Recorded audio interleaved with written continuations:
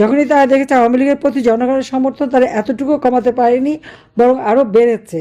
মিথ্যা অপবাদ দিয়ে যা করেছিল, কিন্তু তাদের দুঃশাসনে জনগণের আস্থা বিশ্বাস আরো বেশি আওয়ামী লীগের উপর এসেছে, যার ফলে আওয়ামী লীগ জনগণের কাছে সব থেকে গ্রহণযোগ্য সংগঠন। সেই জন্য আওয়ামী লীগকে নিষিদ্ধ ঘোষণা দিয়ে নির্বাচন করতে দিল না। কিন্তু এই একটা নির্বাচন এখানেই শেষ হবে না, খুব শীঘ্রই আবার নির্বাচন হবে এবং আওয়ামী লীগ নির্বাচন করবে। আওয়ামী লীগ যখনই নির্বাচন করবে, জনগণের ভোটেই আওয়ামী লীগ নির্বাচিত হবে। এবারে যে 12ই ফেব্রুয়ারি নির্বাচন, ওটা কি নির্বাচন হয়েছে নাকি? ওখানে তো 12ই ফেব্রুয়ারি নির্বাচন তো 11ই ফেব্রুয়ারি সন্ধ্যার থেকে ভোট হয়ে গেছে। সান্ধ্য ভোটে জয়যুক্ত হলো তারেক। কতভাবে কারচুপি! আমরা তো নির্বাচন ঠেকাতেও যাইনি, কিন্তু অনেক ক্ষেত্রে তারা আওয়ামী লীগের নেতাকর্মীদের হাত পা ধরেছে। বিএনপি প্রার্থীরা, তাদের জন্য একটু জেতার সুযোগ করে দেওয়া হয়, কারণ জামাত ঠেকাতে হবে। কিন্তু এই নির্বাচনের পর সে সমস্ত সব অঙ্গীকার ভুলে গেছে। আওয়ামী লীগ নিষিদ্ধ করেছে। আওয়ামী লীগ নিষিদ্ধ করবার কোনো অধিকার এই অবৈধ ক্ষমতা দখলকারীদের নাই। এরপরে আমি বলবো, আইয়ুব খান, এয়াহিয়া খান, জিয়াউর রহমান, এরশাদ বারবার আওয়ামী লীগকে নিষিদ্ধ করেছে, কিন্তু আওয়ামী লীগ নিষিদ্ধ করা যায় না। আমার বিরুদ্ধে এবং আওয়ামী লীগ অগণিত নেতা কর্মী, এমনকি আমাদের আওয়ামী পরিবারের কাউকে বাদ দিচ্ছে না, প্রত্যেকের বিরুদ্ধে মামলা হামলা দিয়ে সকলকে ঘরছাড়া করা, ব্যবসা প্রতিষ্ঠান থেকে শুরু করে সবকিছু লুটপাট করে নিয়ে যাওয়া, অর্থাৎ অর্থনৈতিকভাবে পঙ্গু করে দেওয়া, মামলা দিয়ে হয়রানি করা এবং হত্যা করা। এই ক্ষেত্রেই তারা শুধু পারদর্শিতা দেখাতে পারছে।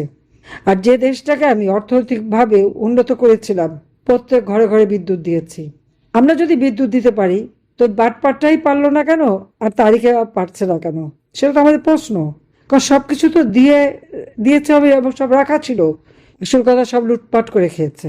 যখনই তারা দেখেছে আওয়ামী লীগের প্রতি জনগণের সমর্থন তারা এতটুকু কমাতে পারেনি, বরং আরো বেড়েছে। মিথ্যা অপবাদ দিয়ে যা করেছিল, কিন্তু তাদের দুঃশাসনে জনগণের আস্থা বিশ্বাস আরো বেশি আওয়ামী লীগের উপর এসেছে, যার ফলে আওয়ামী লীগ জনগণের কাছে সব থেকে গ্রহণযোগ্য সংগঠন। সেই জন্য আওয়ামী লীগকে নিষিদ্ধ ঘোষণা দিয়ে নির্বাচন করতে দিল না। কিন্তু এই একটা নির্বাচন এখানেই শেষ হবে না, খুব শীঘ্রই আবার নির্বাচন হবে এবং আওয়ামী লীগ নির্বাচন করবে। আওয়ামী লীগ যখনই নির্বাচন করবে, জনগণের ভোটেই আওয়ামী লীগ নির্বাচিত হবে। এবারে যে 12ই ফেব্রুয়ারি নির্বাচন, ওটা কি নির্বাচন হয়েছে নাকি? ওখানে তো 12ই ফেব্রুয়ারি নির্বাচন তো 11ই ফেব্রুয়ারি সন্ধ্যার থেকে ভোট হয়ে গেছে। সান্ধ্য ভোটে জয়যুক্ত হলো তারেক। কতভাবে কারচুপি! আমরা তো নির্বাচন ঠেকাতেও যাইনি, কিন্তু অনেক ক্ষেত্রে তারা আওয়ামী লীগের নেতাকর্মীদের হাত পা ধরেছে। বিএনপি প্রার্থীরা, তাদের জন্য একটু জেতার সুযোগ করে দেওয়া হয়, কারণ জামাত ঠেকাতে হবে। কিন্তু এই নির্বাচনের পর সে সমস্ত সব অঙ্গীকার ভুলে গেছে। আজকে আমাদের নারীদের উপর অত্যাচার, ছোট্ট শিশুদের উপর অত্যাচার, এই অত্যাচার যারা করে যাচ্ছে, সকলকে বলবো, আপনাদের বাড়িঘর যারা লুটপাট করেছে, দোকানপাট ব্যবসা প্রতিষ্ঠান যারা ধ্বংস করেছে, প্রত্যেকের নাম ঠিকানা সব ঠিক করে রাখবেন। আপনাদেরও যেমন সম্পদ আছে, ও তাদেরও তো আছে। তারা তো ভুলে গেছে, ভাবছে যে ক্ষমতা চিরস্থায়ী। ক্ষমতা চিরস্থায়ী না। আর যারা দেশ চালাতে ব্যর্থ, অর্থনীতি ধ্বংস করে দিয়েছে, উন্নয়নশীল দেশের মর্যাদায় উন্নীত হয়েছিলাম, সেটাও ধরে রাখতে পারেনি ওই বাটপার ইউনূস ক্ষমতা এসে। সে বিশ্ব বাটপার, সেটাকে ধ্বংস করেছে। আর তারিখে তো সে যোগ্যতাই নাই। অর্থ বানানো, সন্ত্রাস করা, জঙ্গিদের মদত দেওয়া, লুটপাট করা এবং গ্রেনেড মারা, অস্ত্র চোরাকারবারি করা, দুর্নীতি করা, এটা এই দক্ষতা, এই ক্ষেত্রে খুব দক্ষ, এতে কোনো সন্দেহ নাই। আর একজন তো বাটপার, গরিব মানুষের মোটা টাকা সুদ নিয়ে গরিবের অর্থ আত্মসাৎ করে খাওয়া, এ ব্যাপারে সে আর একজন পারদর্শী। তারা দেশকে কি দেবে? নিজের উদরপূর্তিতেই তো ব্যস্ত।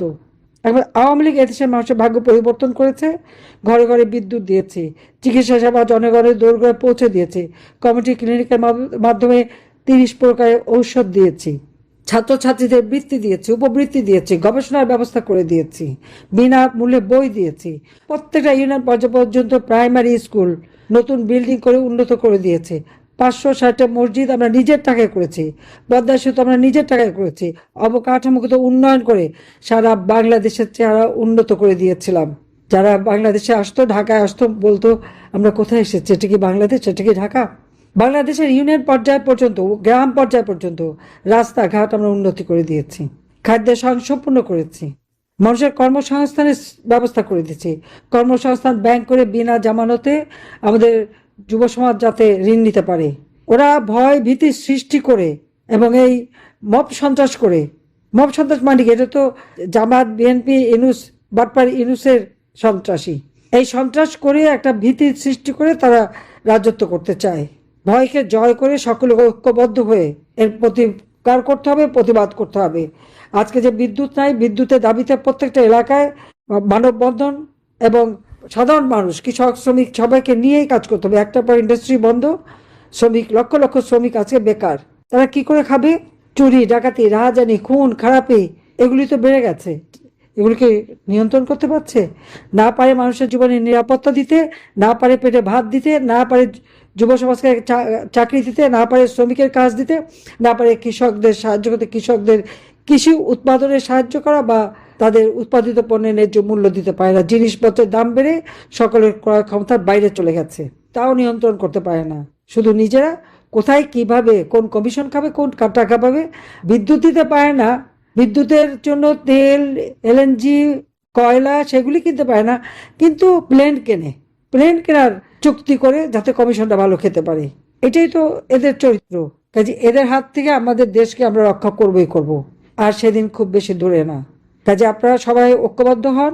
আর যেখানে যেখানে আপনারা বলছেন কমিটি নাই, সেই কমিটিগুলি আপনারা এখন যারা মাঠে কাজ করছেন তারাই আপনারা ঠিক করেন, একটা কমিটি কাঠামো গড়ে তোলেন। তারপর আমি নিশ্চয়ই নির্দেশ দিয়ে দেবো যাতে এই কমিটিগুলি সব পূর্ণাঙ্গ হয় এবং সেইভাবে কাজ করা যায়। আর কে কি করলো না করলো এখন কেউই ভালো নাই আওয়ামী লীগের। মামলা হামলা দিয়ে সবাইকে ঘর ছাড়া বাড়ি ছাড়া, আর যারা একটু নেতৃত্বে ছিল তাদের উপর তো অত্যাচার চরম। তাই সেই কথা মাথায় রাখবেন। সবাই ভালো থাকেন, সুস্থ থাকেন। ইনশাল্লাহ জনতার জয় হবেই হবে, কারণ আমরা, আমাদের শক্তি জনগণ। দেশ বিক্রি করি নাই, দেশের জনগণের পাশে আছি, জনগণের জন্যই কাজ করি। আমি দেশে বিদেশে আমার আসার কোনো ইচ্ছা ছিল না। আমি জানতাম না যে আমাকে দেশ ছেড়ে আসতে হচ্ছে। যখন আমার বিরুদ্ধে এত অপবাদ, এক দফা আমি বলি ঠিক আছে আমি চলে যাব, আমি টুঙ্গিপাড়া যাব, কিন্তু যাই না, এটা আমার ভাগ্য। তারপরেও বেঁচে আছি বলে তো আপনাদের সাথে কথা বলতে পারছি, খোঁজ নিতে পারছি। আর তাহলে 2007 সালে তো জোর করে দেশে ফিরেছিলাম, তারপরে তো কারাগারে বন্দি। তো সেরকমই থাকতে হতো, অথবা আমাদের দুই বোনকে তো মেরেই ফেলবে, সেটাই প্ল্যান ছিল। বাবা মা ভাই সবাইকে তো হত্যা করেছে, এখন বাকি ছিল এটাই। তারপর আল্লাহ বাঁচিয়ে রেখেছে। আল্লাহ যখন বাঁচিয়ে রেখেছে, নিশ্চয়ই বাংলাদেশ আবার আপনারা ফিরে পাবেন, আবার বাংলাদেশ উন্নত হবে ইনশাল্লাহ। জয় জনতার হবেই। জয় বাংলা, জয় বঙ্গবন্ধু, বাংলাদেশ।